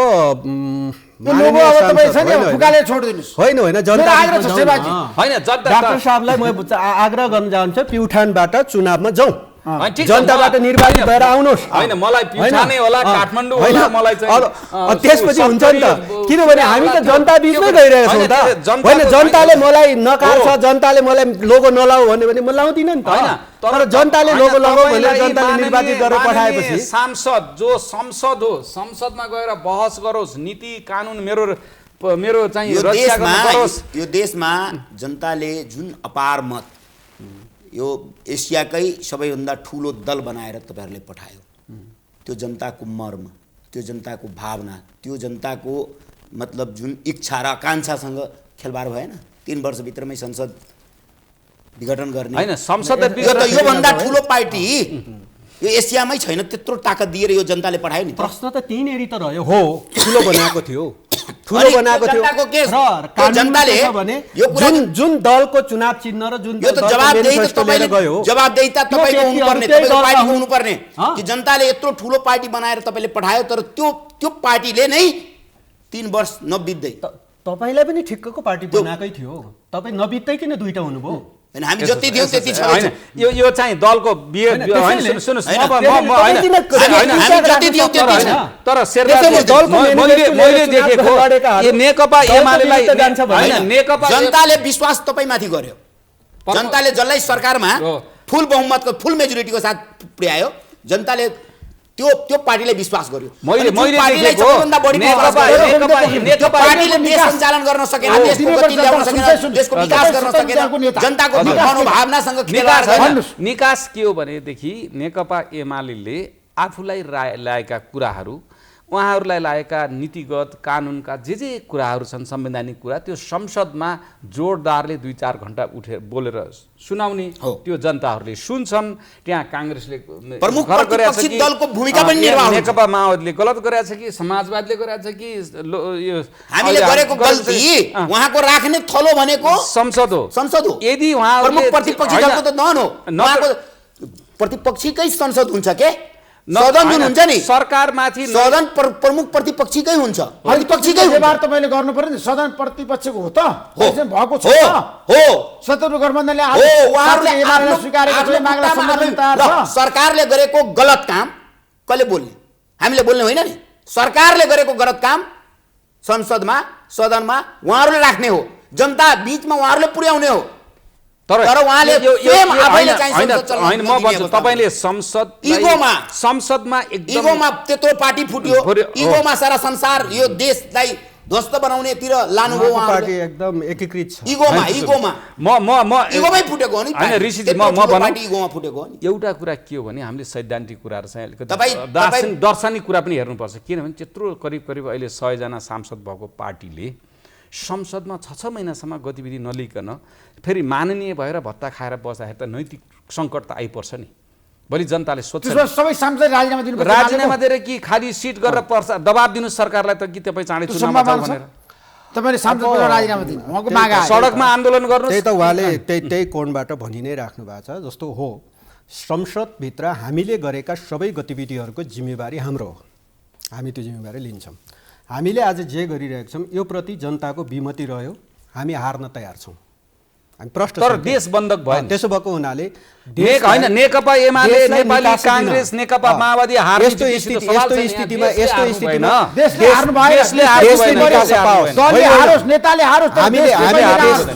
हामीले देशले निकास पाओस् भनेर निर्वाचनको घोषणा पनि गरेकै हौँ, तर निर्वाचन देशले निकास पाएन। त्यो देशले निकास पाएन, त्यसपछि पनि निकास पाएन। अब अन्य हरेक हिसाबले अब यही संसदमा छौँ अहिले। त यो संसद भइसके पछाडि यो संसदको बनौट जुन चाहिँ अब जुन हो उहाँहरूले भनेको चाहिँ 74 सालको इलेक्सनको म्यानिफेस्टो अथवा इलेक्सनको चाहिँ म्यान्डेट हेर्ने हो भने एउटा म्यान्डेट हो, तर त्यो बिचमा खण्डित भयो। त्यो खण्डित सुन्नुहोस्, तपाईँलाई प्रश्न आयो कसरी निकास निस्कन्छ त भन्नुहोस् न। कसरी होइन निकास निस्किने भने त लगातार अब तपाईँले बटम लाइनको कुरा गर्नुहोस् है। संसद कहिलेबाट सुचारू हुन्छ? यो संसद आफ्नो गतिमा अगाडि बढ्दै गर्छ। हामी तोकिएको वैशाख 30 गतेको स्थानीय तहको इलेक्सनमा जान्छौँ। त्यो इलेक्सनले एउटा चाहिँ परिणाम दिन्छ। त्यस पछाडि लगत्तै अब चुनावको प्रक्रियाहरूमा हामी राष्ट्रिय चाहिँ प्रादेशिक चुनाव त्यसमा पहिला तपाईँहरू सङ्घको निर्वाचन गराउनु पक्षमा होइन, स्थानीय तहको निर्वाचन त तोकि नै सक्यो। स्थानीय तहको निर्वाचन रोक्नको लागि सहमति भयो दलहरूको बिचमा सङ्घको निर्वाचन जानुपर्छ भन्ने हो नि? त्यो सम्भव छैन। त्यो त सम्भव छैन। स्थानीय तहको निर्वाचनलाई बिथोल्नको लागि गरिने अरू कुनै पनि गतिविधिसँग हाम्रो सहमति हुँदैन। त्यसो भए मलाई बताउनुहोस् अहिलेको अवस्थामा छ नि, अब गठबन्धन गरेर उहाँहरू चुनावमा जाँदैन, तपाईँहरू एक्लै जान सक्नुहुन्छ? त्यो त जो आए पनि गाह्रो छ तपाईँलाई। होइन हामी त्यो गाह्रो मान्दैनौँ। गाह्रो मान्नुहुन्न? तपाईँलाई निमिटेन पार्ने सिधै तयार छौँ त सबै हिसाबले। ऋषिजी हामी गठबन्धन गर्दैनौँ है। काङ्ग्रेस गठबन्धन गर्दैन, एक्लै जान्छ। केही नगर्ने भएर त अघि माओवादीलाई उहाँले त्यत्रो चाहिँ हानिसक्नु भएको छ कि अब 17,000 मारिएको कुरा प्रसङ्ग ल्याइसक्नु हामी गठबन्धन गर्दैनौँ भन्दै थिए तपाईहरु। स्थानीय चुनावमा गठबन्धन गर्ने कि नगर्ने भन्ने त्यो जिल्लाले निर्णय गर्छ, केन्द्रले भन्ने होइन। सङ्घ र प्रदेशमा चाहिँ हामी गठबन्धन गर्दैनौँ। शेरबहादुर देउवाले चाहिँ सहमति गरिसक्नु मधेसमा कसैसित एलायन्स होला, चुनावी एलायन्स हुनु फरक हो, तर घोषणापत्र एउटै बनाएर गरेर त्यसरी जान्नु एलायन्स हुनसक्छ। एउटा मत कुनै ठाउँमा एमालेसित पनि होला, रुकुम रोल्पातिर चाहिँ माओवादी धेरै छन्, त्यहाँ एमाले र काङ्ग्रेस कमजोर होलान्, त्यतातिर हाम्रो त्यतातिर एलायन्स होला। एलायन्स भन्ने कुरा चुनावी एलायन्स चाहिँ केही सिक्दा होला कुनै ठाउँ हेरेर, तर यो गठबन्धन गराएर मेरो साझा उम्मेदवार तय गर्न जानुहुन्न, गठबन्धनमा जान्न। हामी के भन्छौँ, हरेक कुना काप्चामा नेपाली काङ्ग्रेसका कार्यकर्ताहरू नेपाली काङ्ग्रेसका नेताहरूले सङ्गठन गर्न लाग्नु भएको छ र हामी गठबन्धन गरेर जानु। हामी के पनि भन्न चाहन्छौँ तपाईँको पपुलर यो चाहिँ टेलिभिजनबाट, हरेक कार्यकर्ताले आफ्नो सङ्गठन वडादेखि जिल्लासम्म संसदीय निर्वाचनमा बलियो बनाउनुहोस्। नेपाली काङ्ग्रेस एक्लै चुनाव लड्नुपर्छ। गोविन्दजी काङ्ग्रेस एक्लै निर्वाचन लड्न सक्छ भने किन नसक्दैन? सधैँ लडेको त 74 सालमा हामीले कसरी चुनाव लड्यौँ त? एक्लै लडेनौँ। काङ्ग्रेस कोहीसँग गठबन्धन गरेर आयो भने हामी चाहिँ खुसी नै हुन्छौँ, किन काङ्ग्रेस नसक्ने रहेछ, एक्लै लड्न नसकिँदा कसैको बैशाखी टेकेर आयो भनेपछि। किनभने एमालेलाई गएर मत के माग्ने? एमाले बहुमत माग्ने कि अल्पमतमा देऊ? बहुमत देऊ, हामी सरकार चलाउँछौँ भनेपछि त फेरि जनताले सोध्छन् तपाईँहरू त पहिल्यै बहुमत दिएर पठाएको के गर्नुभयो भनेर। कि हामीलाई अहिले सानो पार्टी बनाइदियो भनेर चुनावमा जाने हो कि हामीलाई ठुलो पार्टी बनाइदिएर चुनाव? एमालेसँग त एजेन्डै छैन नि। त्यस कारणले हामीले के भन्छौँ भने हामीसँग काङ्ग्रेसले सङ्कटको बेलामा देशलाई निकास दिने, उत्तेजनामा नभएर चेतना बाँडेर जनतालाई चाहिँ सुविधा दिएर सरकार चलाउने चाहिँ काङ्ग्रेस हो। कम्युनिस्टहरू उत्तेजनामै राजनीति गर्ने हुन्। त्यसकारणले मलाई बताउनुहोस् अब तपाईँले आजको दिनमा खुलासा गर्नुहोस्। उहाँले भन्नुभयो गठबन्धन हुँदैन निर्वाचनमा, चुनावी गठबन्धनको पक्षमा हो कि होइन? चुनावी एलायन्स हुन सक्छ, गठबन्धन हुन सक्दैन। गठबन्धनको सरकार छ, चुनावी एलायन्स भयो भने के भयो त्यो? गठबन्धन भयो। गठबन्धन भनेको तपाईँ एजेन्डा म्यानिफेस्टो एउटै बनाएर जानुहुन्छ, त्यस्तो हुँदैन। काङ्ग्रेसको म्यानिफेस्टो आफ्नो हाम्रो म्यानिफेस्टो जो छ त्यो तपाईँले त्यो हुबहु त सार्न मिल्दैन नि। होइन, जस्तै हामीले नेकपाले एउटै हामी म्यानिफेस्टो एउटै, तर हामी प्रयास गर्छौँ नेपाली काङ्ग्रेस 165 निर्वाचन क्षेत्रमा 330 प्रदेश निर्वाचन क्षेत्रमा एक्लै चुनाव लड्ने औकात राख्छ, हिम्मत गर्छ र तयारी पनि गर्छौँ। हामी तयारी पनि गर्छौँ। परमजी तपाईँलाई त घाटा हुने भयो। किन घाटा? उहाँहरू पनि दल हुनुहुन्छ नि। एकै चुनावमा जान तपाईँलाई गाह्रो छ, पार्टी फुटेको छ, मन्त्र ठाकुरको प्रभाव छ मधेसमा। किन हामी जतिखेर चुनाव लड्यो त्यतिखेर गठबन्धन भएर चुनाव लड्यो होइन, उहाँहरू एक्लै लडेर आउनु होइन, त्यतिखेर गठबन्धन थियो मन्त्र ठाकुर उपेन्द्र यादवको पार्टीको बीचमा हो। त्यतिखेर गठबन्धन थियो दुईटा पार्टीको बीचमा। मैले भने नि गठबन्धन यता गठबन्धन वास्तवमा भन्यो भने अहिलेको गठबन्धनको सरकारले मलाई लाग्छ अब काङ्ग्रेसले भनेर उहाँ अब एउटा प्रतिनिधि नै हो भनिराख्नु भएको छ भन्ने त्यो कुरामाथि विश्वास गर्नै पर्छ। तर मलाई लाग्छ अवस्था यस्तो आउँछ कि गठबन्धनमै चुनाव जाने अवस्था हुन सक्छ। गठबन्धन चुनावमा सँगै जान्छ मलाई लाग्छ। हाम्रो आदरणीय महामन्त्रीले नि भन्नुभएको छ, पार्टी सभापति आदरणीय बोल्नु भएको छैन। शेरबहादुर देउवाले भन्नुभएको छ गठबन्धन छैन। शेरबहादुर देउवाले त्यसरी गठबन्धन सहमति हो। त्यही भएर भने उहाँले बोल्ने कुरा अर्कै छ। विशेष होइन, विशेष हाम्रो आदरणीय सभापतिले सम्माननीय प्रधानमन्त्रीज्यूले आफ्नो मुखबाट गठबन्धन हुन्छ भनेर भन्नुभएको छैन। मिडियाको रिपोर्टिङ। तर हाम्रो आदरणीय हाम्रो महामन्त्रीज्यूले गठबन्धन हुँदैन भनेर आज पनि एउटा कार्यक्रममा प्रश्न भन्नुभएको छ। महामन्त्री बोलेर हुन्छ? कङ्ग्रेसमा त पार्टी सभापति सर्वसर्वा हो नि। धेरै हाम्रो देउवाले भनेको कुरा मात्रै लागु हुन्छ, अरूले भने लाग्दैन। आदरणीय सभापतिले अहिलेसम्म भन्नुभएको छैन, मिडियामा रिपोर्ट मात्रै। अर्काको स्रोत अनुसार, विशेष स्रोत अनुसार, बालुवाटारको स्रोत अनुसार भनेर लेख्छ। उहाँले अहिलेसम्म गठबन्धन हुनुपर्छ भनेर बोल्नु भएको छैन। छैन। त्यसो भए गठबन्धन हुँदैन। गठबन्धन नगर्नको लागि हामी प्रयासरत छौँ। हामी आफ्नै सङ्गठन बनाएर हरेक बस्ती टोलमा काङ्ग्रेसले गर्ने काम, काङ्ग्रेसले देशलाई निकास दिने काम गर्छ भनेर हामी जान्छौँ। हामी चाहिँ जसरी अब जनताहरूले नेपालमा कम्युनिस्ट पार्टीहरूले उत्तेजनाको भरमा कहिले राष्ट्रियताको उत्तेजना, कहिले एमसिसी उत्तेजना, कहिले अनेक किसिमको जुन उत्तेजना चाहिँ जनतालाई जगाएर जुन राजनीति गर्थे, अब उत्तेजनाबाट राजनीति हुँदैन। अब चेतना बाँडेर जनतालाई चाहिँ आश्वासन दिएर एउटा चाहिँ दरिलो बलियो चाहिँ देश बनाउनुपर्छ भन्ने एजेन्डा लिएर अलिक उदार सोच लिएर चाहिँ होइन, उदार सोच लिनुहोस्। तर मेरो प्रश्न कहाँले भन्दाखेरि अर्ली इलेक्सनको सम्भावना बढेको हो गोविन्दजी? अब कानुन होइन, कानुन जसरी सर्वोच्च अदालतले फैसला गर्यो त्यसले चाहिँ कठिन छ हेर्दाखेरि, एकदम गाह्रो छ। अर्ली इलेक्सन सबै दल आज अर्ली इलेक्सनको कुरा गर्नु छिटो चुनावमा जानु होइन। को नेताले के बोले भन्दा पनि हामीलाई जाग, किनभने हामीले यो अदालतले नेकपा पहिला नेकपा पछि नेकपा एमालेको सरकारले विघटन गरेको कुरालाई अदालतले खारिज गरिदिसकेपछि अहिले बनेको यो सरकार हो। यो सरकारले त्यो म्यान्डेट लिएर आएको छ जुन म्यान्डेट विरुद्ध गएर आफै संसद विघटन गर्न सक्दैन।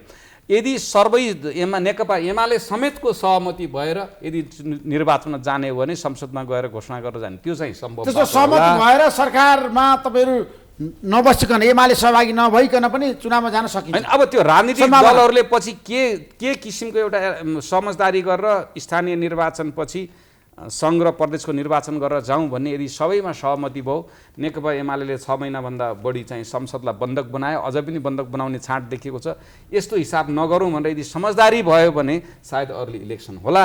तर मैले यो चाहिँ जुन सर्वोच्च अदालतले चाहिँ निर्णय गरिसक्यो, फैसला गरिसकेको, त्यो अवस्थामा सजिलरी चाहिँ अर्ली इलेक्सन मङ्सिरभन्दा पहिले अथवा फागुनभन्दा पहिले चुनाव होला जस्तो मलाई लाग्दैन। त्यसो भए एमसिसी पारित गरेर तपाईँले राम्रो काम गर्नुभयो? एकदम राम्रो काम गरे। राष्ट्रिय सहमति भएन नि त एमसिसीमा, तपाईँहरू चुक्नु भयो नि। कति प्रतिशत चाहिने हो राष्ट्रिय सहमति उनलाई? 100%। कसैले विरोध मौन समर्थन जनाउनु भयो, कसैले भोट हाल्नुभयो, 1-2 जनाले विरोध गर्नुभयो। तर कङ्ग्रेसलाई घाटा पनि एमसिसी पारित भइसकेपछि कङ्ग्रेसले अब भोलिदेखि हामीले नेकपा एमाले, नेकपा माओवादी जसले सुरुमा विरोध गर्नुभएको थियो, अमेरिकी सेना कहाँ आयो त भनेर सोध्न सुरु गर्छौँ। अब जसले विरोध गर्नुभएको थियो उहाँलाई भने त्यहाँ नेकपा एमालेका कार्यकर्ताहरूले हामीले कहिले भन्यौँ र? होइन भन्नुभयो? जिल्लामा त विरोध गर्नुभएको छ एमसिसीको कार्यकर्ता त्यो नेकपा एमालेका कार्यकर्ताले जुन जिल्ला लेभलमा विरोध गर्नुभएको छ उहाँलाई सोध्छौँ प्रोजेक्ट इम्प्लिमेन्ट खै त अमेरिकी सेना कहाँ गयो त भनेर सोध्छौँ अब हामीले। त्यस कारणले हो संसदमा नेकपा एमालेको आदरणीय नेकपा एमालेका सभापति अध्यक्षजी हुनुहुन्छ भूतपूर्व प्रधानमन्त्री, उहाँले चाहिँ एमसिसीको पक्षमै पास गर्छु भन्नुभएको, त्यसमा कुनै दुविधा छैन। तर तल्लो स्तरमा एमालेको चाहिँ दोधारे होइन दुई देखिएको थियो। तर अब चाहिँ के भयो भने एमसिसीले देशलाई केही हानि गर्दो रहेछ। आज चाहिँ होइन आज 9वटा देशमा पहिलो प्रोजेक्ट सम्पन्न भएर दोस्रो प्रोजेक्ट सुरु भएको छ, त्यहाँ चाहिँ अहिलेसम्म अमेरिकन सेना गएको छैन होइन। 47वटा देशमा कम्प्याक्ट साइन हुने बेला भयो, अहिलेसम्म चाहिँ अमेरिकन सेना गएको छैन।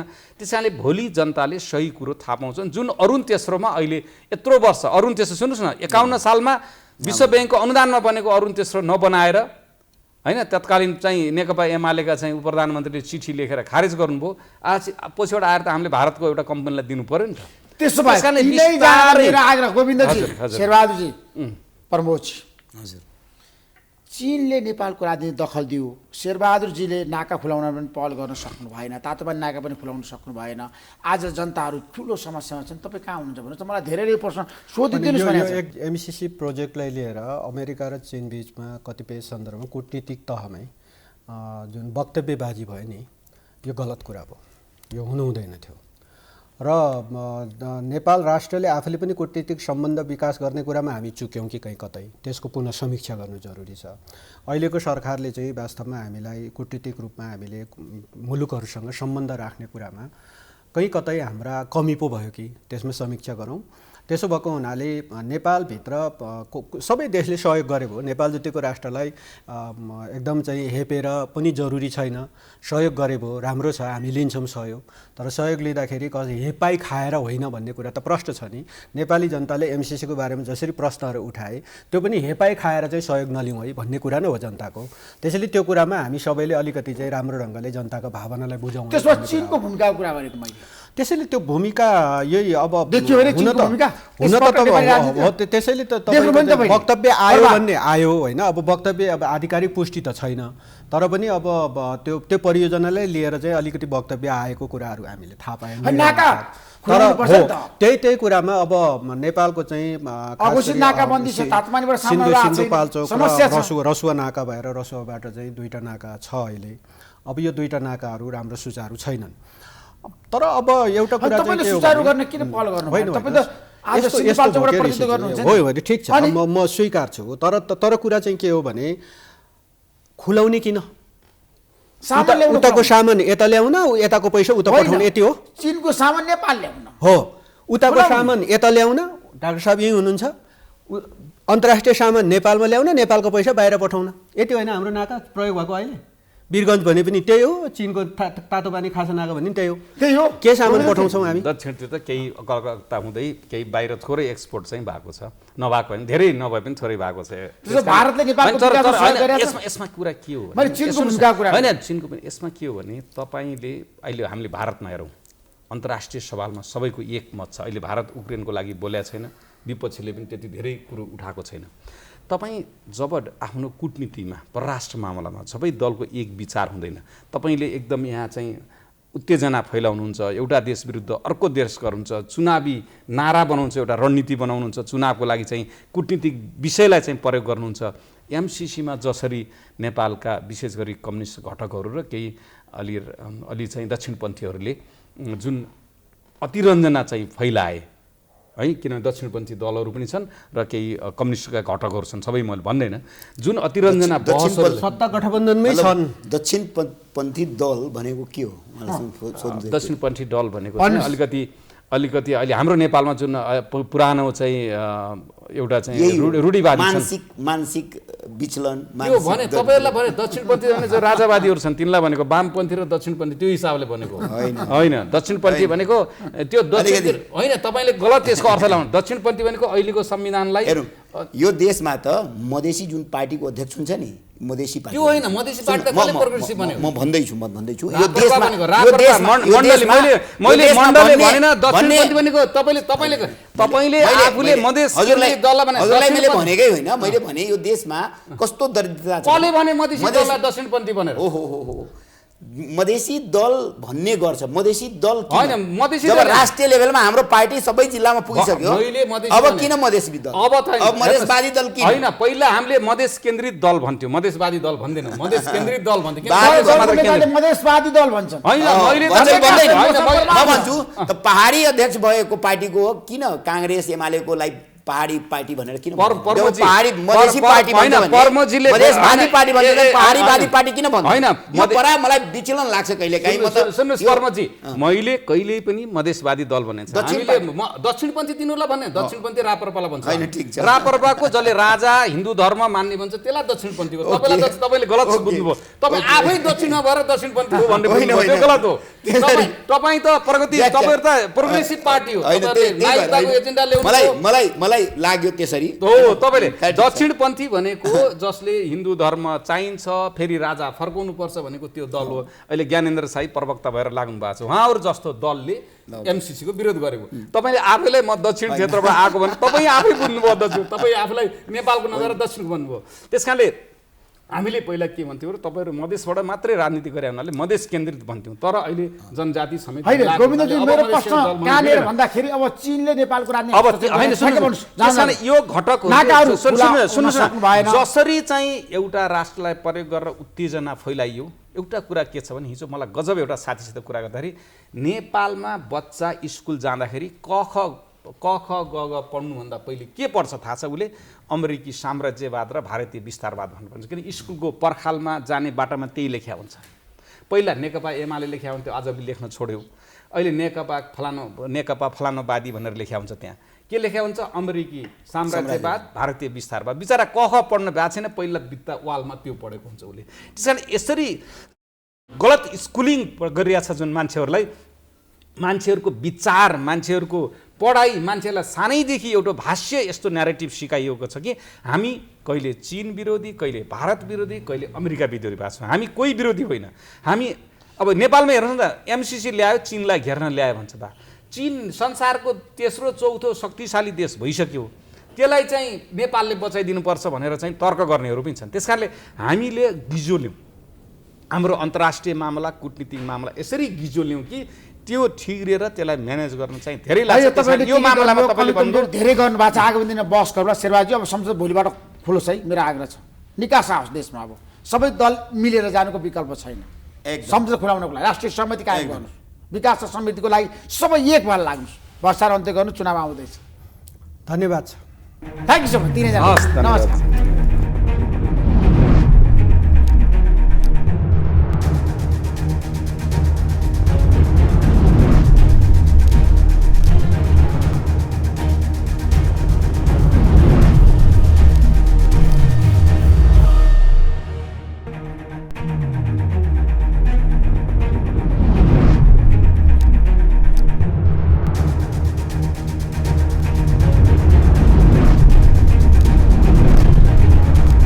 Sponsored by एलआईसी नेपाल, जीवन रहँदा पनि जीवन पश्चात पनि। गर्वैदेखि बलियो भूगर्भ सिमेन्ट। मेरो देश मेरो जगदम्बा सिमेन्ट। गुणस्तरीय प्लम्बिङको भरपर्दो नाम मार्बल। म पनि आजै नेपाल टेलिकमको एन्टी फाइबर सेवा लिन्छु। नेपाल टेलिकम, राष्ट्रको सञ्चार। राष्ट्रको शान, किसान। घरमै बसेर सजिलैसँग कोभिड-19 को परीक्षण गर्न सकिने एकदमै उपयोगी 15 मिनेट corona detect Flowflex corona testing kit. एनएमबीमै छ अपार सम्भावना।